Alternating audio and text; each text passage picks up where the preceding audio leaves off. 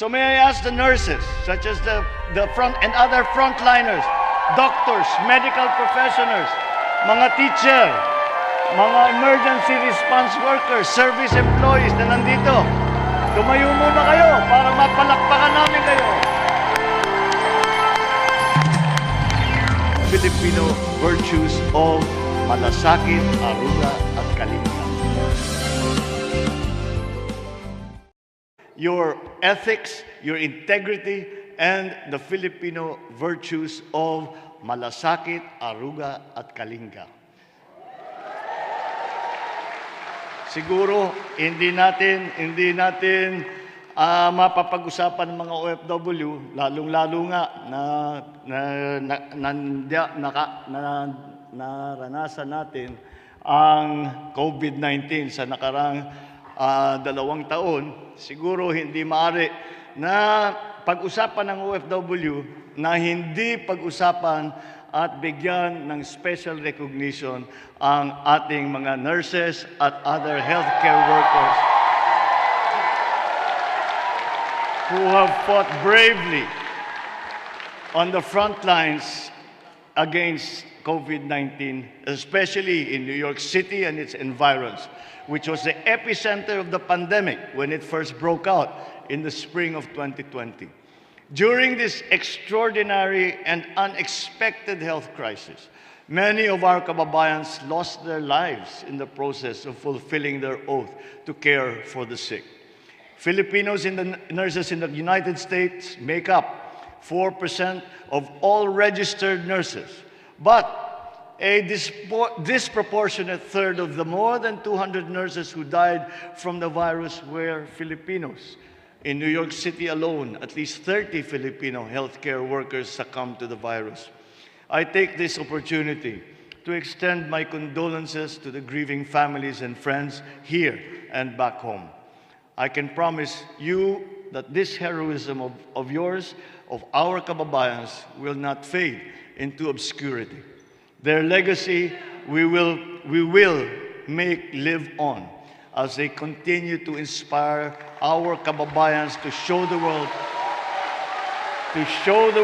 what it means to truly be Filipino.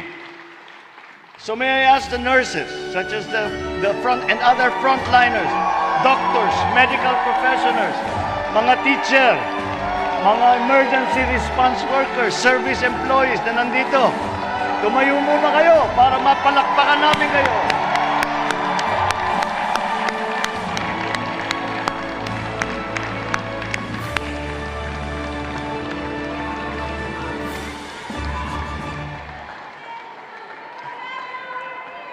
Sa gitna ng trahedya, kayo ang naging haligi ng pag-asa. Kayo ang bagong bayaning Pilipino. Maraming salamat muli sa inyong serbisyo at sa inyong sakripisyo. Since the day I took office, I have been inspired by the commitment of overseas Filipinos like yourselves to your families back home and to the work that you perform here as you strive to provide for them. With this inspiration, I must work harder than ever, not for recognition, not for glory, but for you, my beloved kababayans, and for our country.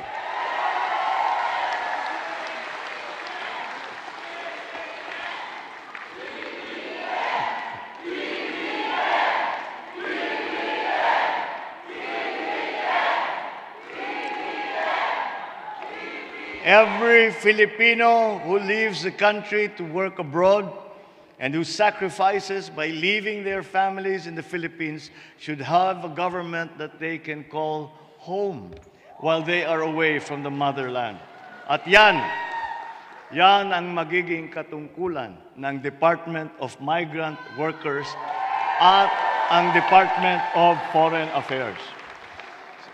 Sa pamamagitan ng ating mga embasiya at consulate at na sa buong mundo, ay yan ang kanilang gaganapin. They will serve as the refuge for our distressed kababayans amidst a world of insecurity, uncertainty, and tight competition. We have come to an understanding with our Secretary of Migrant Workers, Toots Ople, to conduct a systems review on how best the government can serve the needs of our kababayans abroad, especially those who may find themselves in distress. I have also asked Foreign Affairs Secretary Ricky Manalo to make sure our foreign service posts remain responsive to the needs of our Filipino nationals, especially in the delivery of passports and other consular services.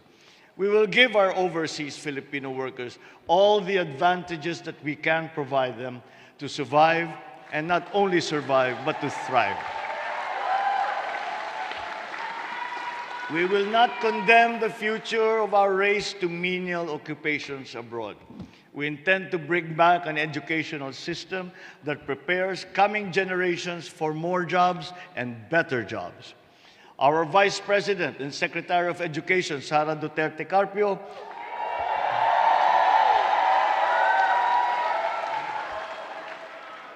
si Inday Sara, dahil nakita nga niya na napakalaki rin ng problema, pareho kami, nakakita ko, ang laki ng problema sa agrikultura, ako na ang in-appoint ko na yung sarili kong secretary ng agriculture. Si Vice President Inday, sabi nga niya, napakalaking problema ng education. Kaya sabi niya, ako na lang ang, kung papayag ka, kahit mahirap ang trabaho, ako na lang ang papasok dyan. And she's doing a great job. So siyang namamahala para ibalik, dalhin ang mas maganda na sistema ng edukasyon para naman ang ating mga kabataan ay handang-handa na pumasok ng trabaho kahit saan sa mundo, kahit anong klaseng trabaho, at tayo naman ay tiga-suporta sa kanila. We must take care of the Filipino youth because they are the future. Our children must be equipped with the best that we can possibly provide. We cannot scrimp on the amount. Di tayo pwedeng nagtitipid. At kahit lahat ng maaari nating ibigay sa kanila, ibibigay natin sa kanila so that they get the best quality of education that we can afford without being wasteful. We will provide teachers the materials necessary for effective teaching in this day and age. Ngayon, hindi na workbook na lang at saka lapis at saka papel. Kailangan may device, kailangan may wifi, kailangan may mabilis na sistema. Kaya't na yung ating DICT Secretary ay nalalagas na yata yung book na dahil kakaisip kung paano gagawin lahat ito. Pero gagawin po natin yan. Dahil hindi po tayo makapag-compete, hindi po tayo makipagsabayan sa mga iba't ibang bansa, kundi po natin gawin yan. At ito ay parang naghahabol pa lang tayo. Tayo ay nais natin ay sa ating paghabol ay hindi lang makapagpantay, kundi lumabis pa sa pinagkaroonan natin at sa ating mga kaibigan. We must in education, we must do better in international rankings, especially when it comes to the so-called STEM subjects, science, technology, engineering, mathematics. This is necessary for our young people to be able to compete in this highly technological and competitive world.